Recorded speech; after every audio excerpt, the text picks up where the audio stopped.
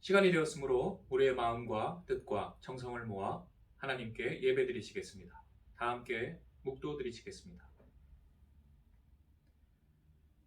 하나님은 영이시니 예배하는 자가 영과 진리로 예배할지니라.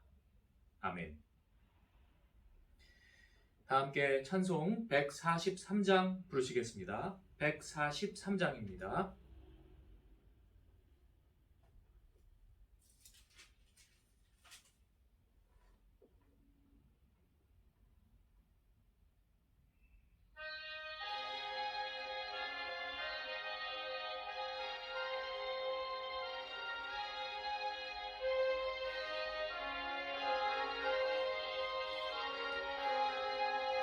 웬 말인가 날 위하여 주 돌아가셨나. 벌레가 그날 위해 큰 배 받으셨나. 내 지은 죄 다 지시고 못 박히셨으니 웬일인가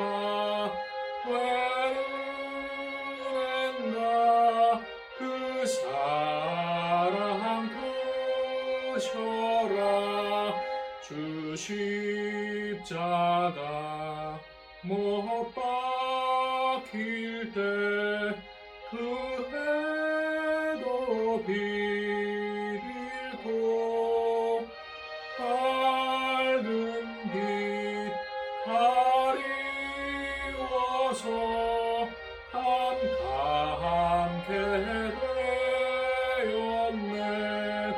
나 십자가 대할 때에 그 일이 고마워. 내 얼굴 감히 못 들고 눈물 흘리도다. 늘 울어도 눈물로써 못 갚을 줄 알아. 몸밖에 드릴 것 없어 이 몸 바칩니다. 아멘. 오늘 예배를 위하여 이복재 권사님 기도해 주시겠습니다.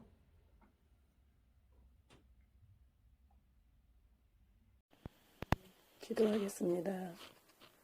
우리 예성교회를 항상 지켜 보호해 주시고 인도해 주신 하나님 아버지, 코로나로 어려운 이때에도 우리의 일상을 지켜 보호해 주시고 각자의 자리에서 최선을 다하며 고난주간을 맞이하면서 주님의 십자가를 생각하며 지나간 날들에 모르고도 잘못한 모든 것들과 말씀을 깨달아 알면서도 지킬 힘이 없어 또는 육신의 정욕과 안목으로 지은 모든 죄를 고백합니다.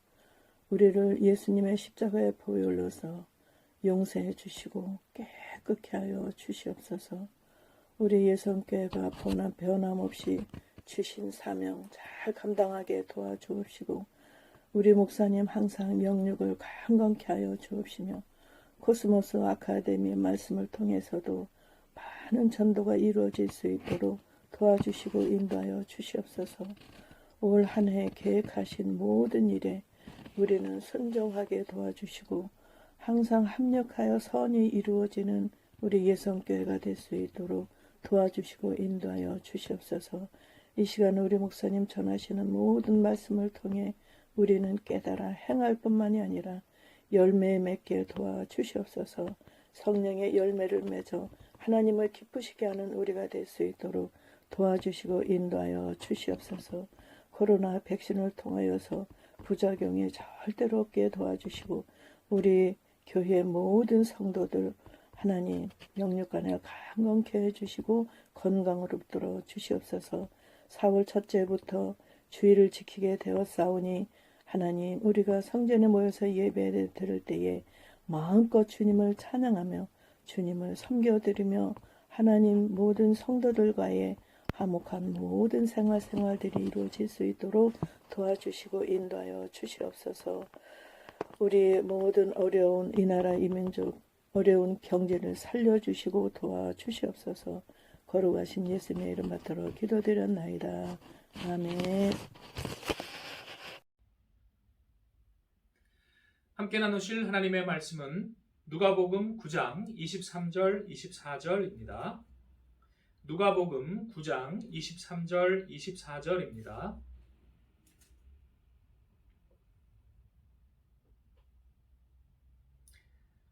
다 찾으신 줄 알고 합독하시겠습니다. 또 무리에게 이르시되 아무든지 나를 따라오려거든 자기를 부인하고 날마다 제 십자가를 지고 나를 따를 것이니라. 누구든지 제 목숨을 구원하고자 하면 잃을 것이요 누구든지 나를 위하여 제 목숨을 잃으면 구원하리라. 아멘. 기도하시겠습니다. 사랑과 은혜가 풍성하신 하나님, 이 시간 성령의 지혜를 우리에게 부어 주시옵소서. 우리 마음 눈을 열어주시고 주님의 진리의 법도와 우리 갈 길을 밝히 보게 하여 주옵소서. 우리 주 예수님의 이름으로 기도드리옵나이다. 아멘. 이제 고난주간이 시작됩니다. 예수님의 마지막 일주일간을 생각하는 주간입니다. 예수님은 고난주간에 기름 부음으로써 시작하시는 모습을 우리에게 보여주고 있습니다. 구약에서 기름 부음은 왕, 제사장, 선지자 이 3중직 아주 중요한 이 세 직분자들이 임직될 때에 중대한 사명을 감당할 때 궁궐이나 성전에서 높은 사람에 의해서 기름 부음이 집례가 됩니다.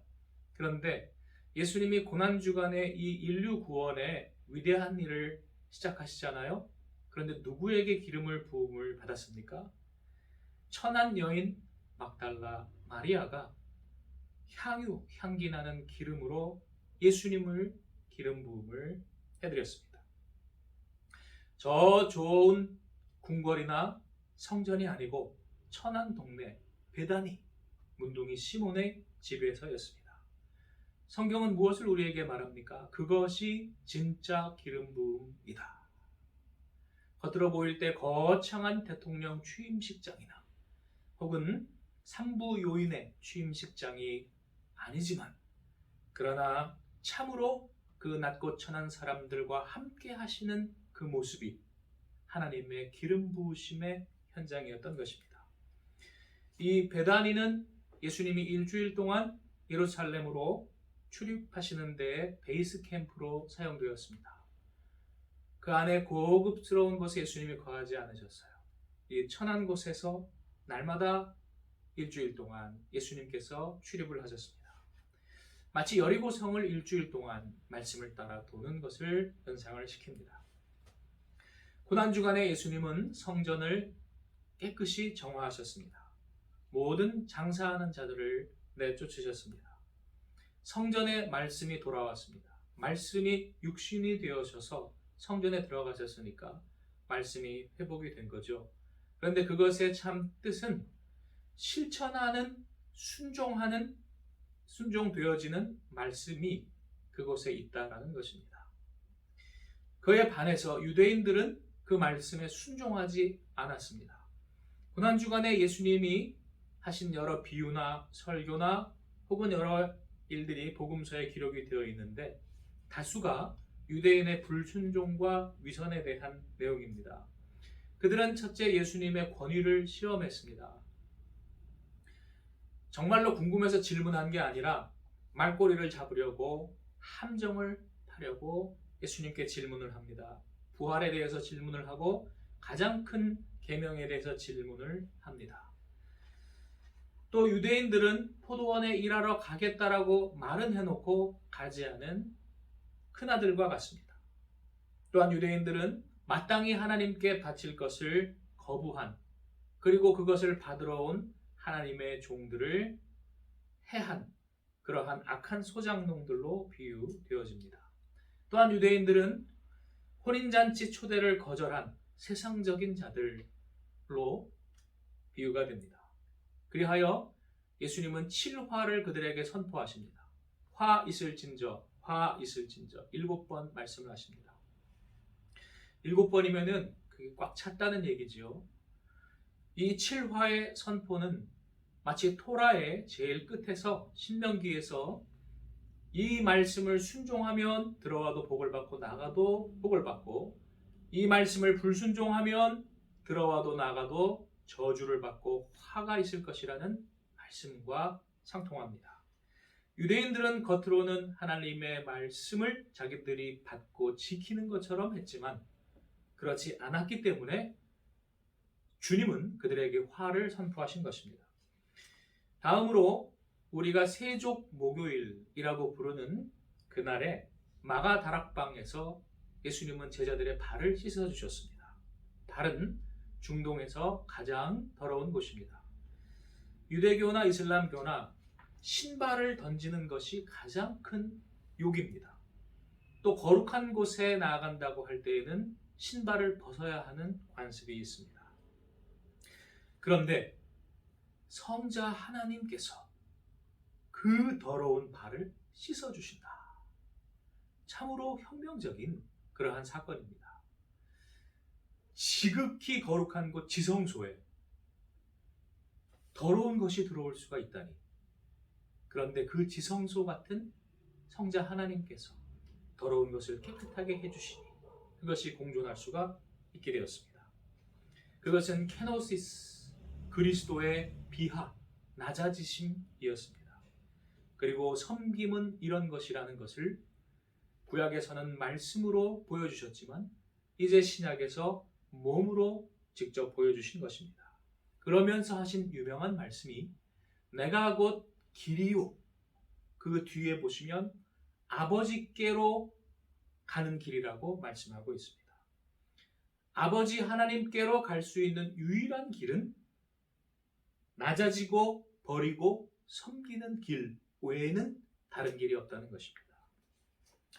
그리고 나서 최후의 만찬을 집례하십니다. 이것은 6월절 만찬이었지요. 6월절은 어떤 때입니까?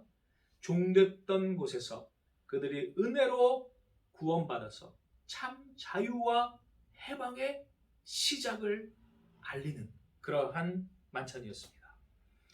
하나님께서 그들에게 은혜의 떡과 잔을 주십니다. 생명의 떡, 생명의 잔입니다. 무엇이 생명의 떡이고 잔입니까? 이웃을 예수님처럼 섬기는 것이 우리의 생명의 떡과 잔이요, 하나님께로 가는 유일한 길입니다. 그러면서 예수께서 새 계명을 너희에게 주노니 하셨는데 사실은 옛 계명입니다. 그래서 요한 복음에는 새 계명이라고 되어 있는데 같은 저자인 요한 1서에서는 우리가 처음부터 가지고 있던 계명이라고 표현하고 있습니다. 그것은 잘 아시는 최고의 계명, 하나님을 사랑하고 이웃을 사랑하되 내가 너희를 사랑한 것 같이 예수님이 우리를 사랑하신 것 같이 모든 것을 버리는 사랑으로, 내려가는 사랑으로 사랑하는 것입니다. 흉내만 내는 사람들은 여기서 걸립니다. 여기서 걸립니다. 그 다음 예수께서는 성령을 약속하십니다. 진리의 영, 보혜사, 참 스승을 보내주시겠다. 그런데 우리가 궁금해지는 것이 있습니다. 왜 예수님이 계실 때 성령이 안 오시고 죽으신 후에 오시는 걸까? 예수님이 죽으시는 것을 보아야 죽기까지 사랑한다는 것이 무엇이라는 것을 그들이 깨닫기 때문입니다. 그것이 성령입니다. 우리가 말로만 사랑하는 것이 아니라 몸으로 사랑하는 것, 실천하는 것을 우리가 보여주고 보는 것이 성령이 우리에게 임하시는 것입니다. 그리고 우리도 그와 같이 내 살과 피를 다른 사람을 위해서 나눌 수 있기를 결심하는 것이 참된 성찬입니다. 그리고 예수님께서는 그들에게 참 포도나무에 붙어 있으라고 부탁하십니다. 진리의 말씀, 생명의 말씀을 깊이 묵상하라는 뜻입니다. 이 만찬을 끝내시고 나서 예수께서는 겟세마네 동산으로 가셔서 기도하시지요. 그것을 대제사장적 기도라고 합니다. 우리가 하나가 된 것 같이 저들도 하나 되게 하옵소서라고 기도하셨습니다. 삼위일체 하나님께서 하나인 것처럼 그들도 하나 되게 하옵소서라고 기도하셨습니다. 이 말씀의 전후에는 명절에 성지 순례를 왔지만 헬라인 이방인 출신이라는 이유만으로 그들은 2등 시민, 2등 유대교인으로 취급받았던 그러한 유대교인들의 아픔이 있었습니다. 그들이 예수를 찾아갔습니다. 예수께서 그들을 위로하셨습니다. 그리고 하나님의 이 땅에 떨어져 죽을 때에 많은 열매를 맺을 것을 말씀하셨습니다. 참 사랑이 무엇인지를 예수께서 보여주심으로 헬라인 이방인들 모두에게 미치는 차별 없는 사랑을 모두가 알게 될 것이라는 말씀입니다. 그리고 나서 성금요일이 되지요. 예수께서 체포당하시고 불법 재판을 받으시고 처형당하시는 때입니다. 율법에는 밤에 새벽에 재판할 수 없게 되어 있는데 그것을 그들이 어겼습니다.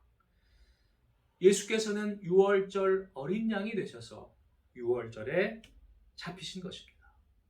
속죄를 하려면 제물이 필요합니다. 하나가 되려면 누군가는 희생해야 합니다. 누군가는 십자가를 져야만 합니다. 작은 가족 하나 운영될 때, 작은 교회 하나 운영될 때에도 누군가는 희생하는 사람이 있어야 그 가족과 교회가 혹은 여러 집단이 유지됩니다. 이러한 말씀을 구약에서도 우리에게 가르쳐 주는데 그 핵심된 말씀이 이사야 53장입니다. 잘 아시지요? 그는 도수장으로 끌려가는 어린 양처럼 잠잠하시고 그가 찔림을 받음으로 우리가 나음을 입었다라는 그 유명한 말씀입니다. 그런데 유대인들이 유대교를 구약을 가르칠 때에 이 이사야 53장은 가르치지 않는답니다. 그래서 오늘날 개신교에서 이스라엘 가서 유대교인들한테 전도할 때 이사야 53장을 그들에게 딱 가르쳐주면 사람들이 처음 본다고 하는 사람들이 대다수랍니다. 그들에게는 그게 거리껴진 거예요. 그러나 참된 메시아 구원자는 바로 고난받는 종, 속죄양의 그러한 모습임을 성경은 일관되게 가르쳐주고 있습니다. 십자가 사건으로 인하여 예루살렘 성은 영적으로 무너졌습니다. 7일간의 순례로 여리고성이 무너진 것처럼 예수께서 참 말씀을 선포하시고 그리고 자신을 희생하는 사랑을 보이심으로써 예루살렘 성 그 이기심과 위선과 탐욕의 도시가 영적으로는 무너진 것입니다. 첫째, 현재의 심판이 임하고 둘째, 장래의 심판이 예언되었습니다. 현재의 심판은 그를 보지 않는 자, 믿지 않는 자는 이미 심판의 형벌에 거하는 것입니다. 우리가 우리의 죄로 이미 죄 가운데, 형벌 가운데 있는데 장대 위에 달린 노뱀을 바라보면 믿으면 그 사람은 구원을 받고 그렇지 않으면 불뱀의 독에 그냥 죽는 것입니다. 그러므로 그를 보는 자마다 믿는 자마다 멸망치 않고 영생을 얻으리라고 말씀하고 있습니다. 예수께서 죽으심으로 오히려 사망 권세가 지는 그러한 일이 일어났습니다.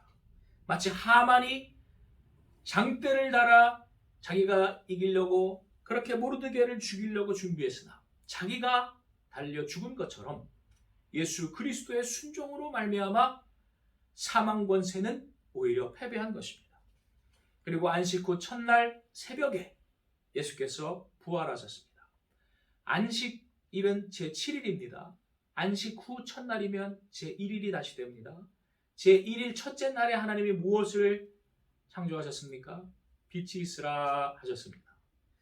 안식 후 첫날 새벽에 주님께서 빛이 비추는 그때에 부활하셨습니다. 우리에게 참 빛, 진리의 빛, 새 생명의 빛을 비춰주신 것입니다. 그러나 유대인들은 어두움 가운데 거했습니다. 그들에게는 장래의 심판이 또한 임할 것을 예수께서 예언하셨습니다. 주 70년에 로마 군대가 예루살렘을 침략해서 돌 위에 돌 하나도 남지 않게 다 함락시켜 버리고, 그리고 그 백성들을 그들이 쫓아냈습니다. 유다가 몰락했습니다. 유다는 여기서 두 가지 의미가 있습니다. 첫째는 개인으로서의 가룟 유다, 둘째는 지파로서의 유다 지파입니다. 둘의 공통점이 있습니다. 돈꾀를 맡았습니다. 가룟 유다는 전체 예수님의 선교팀, 사역팀의 혹은 교회의 재정을 맡았고, 유다 지파는 그 안에 있는 예루살렘 성에서 온 다른 12지파로부터 혹은 그 밖으로부터 순례온 사람들의 세금 혹은 헌금을 맡았습니다. 그런데 돈꾀 맡은 자들이 공통적으로 하나님을 거절하고 거역하고 자기들의 욕심을 위하여 살았을 때에 그들에게 멸망이 임했습니다. 가룟 유다가 자살하고 유다 지파가 멸망을 당했습니다. 결론을 맺겠습니다. 하나님께서는 고난주간을 우리가 올바로 깨닫고 또한 그 교훈을 실천하기를 원하십니다. 우리의 사명은 무엇이겠습니까? 첫째는 이 말씀에 가신 길을 따라 우리도 순종하여 따라가는 것입니다. 고난주간만이 아니고 언제나 따라갈 것을 우리가 다짐하는 것입니다. 오늘 보신 말씀에도 아무든지 나를 따라오려거든 자기를 부인하고 날마다 제 십자가를 지고 나를 좇을 것이라고 말씀하고 있습니다. 그런데 아이러니하게도 죽는 것이 사는 길이라고 주께서 말씀하고 있습니다. 자기가 내려가는 길은 자기가 죽는 길 같고 손해보는 길 같지만 우리 하나님 말씀을 믿고 존귀히 여기고 순종하십시다. 나를 존귀히 여기는 자를 내가 존귀히 여기고 나를 멸시하는 자를 내가 멸시할 것이라 하나님이 말씀하셨습니다. 하나님의 말씀을 존귀히 여기시고 교회의 예배를 존귀히 여기시고 교회의 모든 회의와 봉사를 존귀히 여기시고 하나님께 영광 돌리시기를 원합니다. 또한 그리스도의 발자취를 우리가 날마다 십자가를 지고 따라야 하겠습니다. 또한 그것은 복음을 가르쳐 지키게 하는 것입니다. 마태복음 28장에 유명한 큰 명령, 지상 대명령이 나오죠. 모든 족속으로 제자를 삼아 아버지와 아들과 성령의 이름으로 세례를 주고 내가 너희에게 분부한 모든 것을 가르쳐 지키게 하라. 그들이 제자가 되고 말씀을 순종하는 자, 십자가를 지고 따라오는 자가 되도록까지 그들에게 관심을 가지고 사랑을 베풀고 그리고 도우라는 말씀을 가르치라는 것입니다. 그것이 바로 충성되고 지혜로운 종입니다. 때를 따라 주인의 식구들에게 양식을 나누어 주는 사람입니다. 말씀의 양식 또한 삶의 양식 골고루 나눠줍니다. 또한 그들은 사랑을 베푼 양과 같아서 주님의 식구들을 어려울 때 돌보고 또한 그들을 섬기는 그리하여 칭찬받는 사람입니다. 그리고 겸손합니다. 이번 한 주 고난주간 우리가 다른 거창한 것은 할 수 없지만 그러나 오히려 이때에 하나님께서 우리에게 주신 이 명령을 생각하고 하나님을 진실로 기쁘시게 하는 저와 여러분 되시기를 축원합니다. 기도하시겠습니다. 사랑과 은혜가 풍성하신 하나님, 이번 고난주간에 예수 그리스도를 우리가 깊이 묵상하고 깨닫게 하시고 또한 담게 하여 주시옵소서. 주여, 우리가 지혜가 부족하오니 성령께서 지혜를 주시고 주여, 우리 힘이 부족하오니 우리에게 힘과 용기와 건강도 주시옵소서. 우리의 성교회 비록 작고 연약하지만 하나님께서 사용하시기를 간구하오며 우리 주 예수님의 이름으로 기도드리옵나이다. 아멘.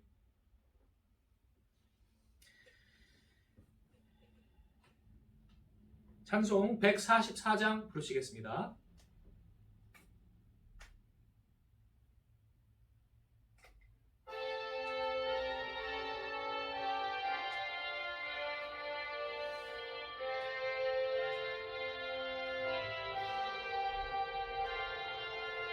예수 나를 위하여 십자가를 질 때 세상 죄를 지시고 고초당하셨네.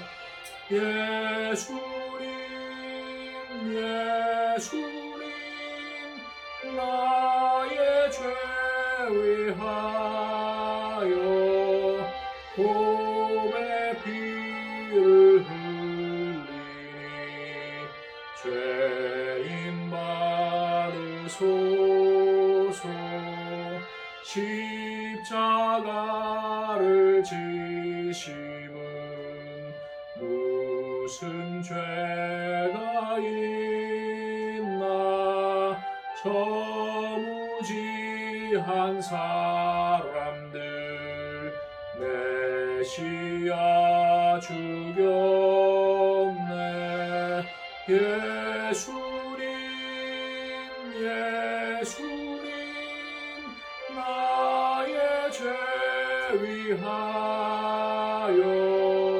봄의 피를 흘리니 죄인 받으소서. 피와 같이 붉은 죄 없는 이가 없네. 십자가의 공로로 누가 같이 되네. 예수님 예수님 나의 죄 위하여 봄의 피를 흘리니 죄인 받으소서. 아름답다 예수여 나의 좋은 친구. 예수 공로 아니면 영원 형벌 받네. 예수님 예수님 나의 죄 위하여 봄의 피를 흘리니 죄인 받으소서. 아멘.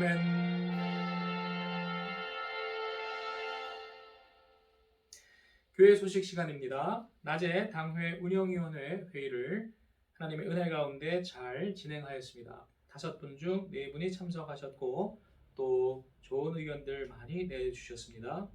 꾸준히 기도하고 또 논의를 지속하여서 하나님께서 지혜 주시도록 기도해 주시기를 바랍니다.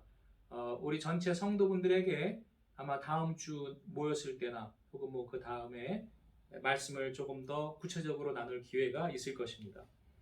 이번 주에는 성금요일과 부활절 새벽 예배가 없습니다. 대신에 성경 읽기와 또 묵상에 힘써 주시기를 부탁을 드립니다. 그 다음 부활절 예배는 아까 회의를 통하여서 현장 예배로 모이는 것으로 의견을 모았습니다. 그리고 시간은 좀 1시간 반 간격을 두어서 서로 오가는 겹치는 시간에 그렇게 부산하거나 부딪히지 않도록 하기 위해서 시간을 조금 조정했습니다. 일부 어린이 예배는 9시 반, 2부 어른 예배는 11시 그대로고요. 3부 예배는 12시 반입니다. 3부 예배가 12시 반으로 바뀌었습니다. 주보를 보시고 명단을 참조하셔서 자기가 해당되는 예배 때에 나와주셔야 됩니다. 왜냐하면 이번 주에만 들어서도 구청에서 경고 문자가 2번, 공문이 직접 우편으로 2번, 그리고 그 공무원들이 방문을 한 것이 2번, 이렇게 수시로 감시하고 또 위협을 주고 하였습니다. 이번 부활절에 집중 단속을 한다고 어제는 또 경고가 왔습니다. 여러 가지로 우리 기독교가 억울한 점이 많이 있습니다. 왜냐하면 대표적으로 우리 이 안에 2m 거리를 유지하랍니다. 그래서 전에 보시던 것과는 다르게 여기 그 표식을 노란 표식으로 바꿨습니다. 그래서 오실 때 그 노란 표식이 되어 있는 곳에 앉아 주셔야 돼요. 2m씩 띄어지게 그렇게 했는데, 그렇게 하면 이 예배당에 저 빼고 12명이 한 번에 들어올 수가 있습니다. 그러므로 그 12명이 있어야 수시로 누가 또 딱 와서 단속을 할 때, 단속이 맞으니까 참 이상하네요, 예배 중에. 어쨌든 빌미를 제공하지 않을 수가 있습니다. 그렇게 해주시고, 또 한 가지는 다른 교회들에서 적발을 했다라고 한 사례들을 이렇게 또 쭉 알려주는데, 뭘 적발했냐면 장부 기입을 소홀히 했대요. 근데 교회들이라면 웬만하면 다 장부 잘 기입해 줄 텐데 뭘 소홀히 했나 보니까 체온을 안 적었답니다. 체온을 재는 것만이 아니라 재서 자기 체온이 몇 도라고 거기에다가 써야 됩니다. 근데 좀 저는 이상했어요. 여러분, 다른데 어떤 곳에 가든지 체온은 다 조사를 합니다. 그걸 적는 데 있습니까? 마트를 가든지 어디를 가든 직장을 가든지 자기 체온 몇 도라고까지, 거기에 물론 이름, 주민등록, 주소, 전화번호 다 하지만 체온 적는 데 있습니까? 저는 한 번도 못 봤습니다. 그런데 교회들에만 유독 체온을 안 적으면 위반했다라고 그렇게 불이익을 주는 게, 전 도저히 이거는 공평하지 않다고 생각됩니다. 나중에 진실은 드러날 것입니다. 어쨌든 지금은 그래도 우리가 빌미를 제공해주지 않기 위해서 최대한 그 법을 지켜주도록 노력을 합시다. 그러므로 시간 잘 지켜주시고, 오셔서도 서로 너무 떠들거나 교차되지 않도록 그렇게 해주시기를 부탁을 드립니다. 아울러서 어르신과 아이들에게는 각 전도회 회장님들이 꼭, 또 구역장님들이 연락을 해주시기를 바랍니다. 연락을 꼭 해주셔서 자기 전도회 구역원들은 몇 시에 예배에 온다라는 것을 알려주시기를 부탁을 드리겠습니다. 또한 성찬 예식도 이번에는 없습니다. 성찬 예식이 규정에 또 음식물을 나누지 못하게 돼 있어요. 그러니까 이게 또 걸면 걸리게 돼 있기 때문에 성찬 예식을 이번에 하지 않기로 했습니다. 참조해 주시기를 바랍니다. 주님이 가르쳐 주신 기도로 주일 저녁 예배를 마치겠습니다. 하늘에 계신 우리 아버지, 아버지의 이름을 거룩하게 하시며 아버지의 나라가 오게 하시며 아버지의 뜻이 하늘에서와 같이 땅에서도 이루어지게 하소서. 오늘 우리에게 일용할 양식을 주시고 우리가 우리에게 잘못한 사람을 용서하여 준 것 같이 우리 죄를 용서하여 주시고 우리를 시험에 빠지지 않게 하시고 악에서 구하소서. 나라와 권능과 영광이 영원히 아버지의 것입니다. 아멘.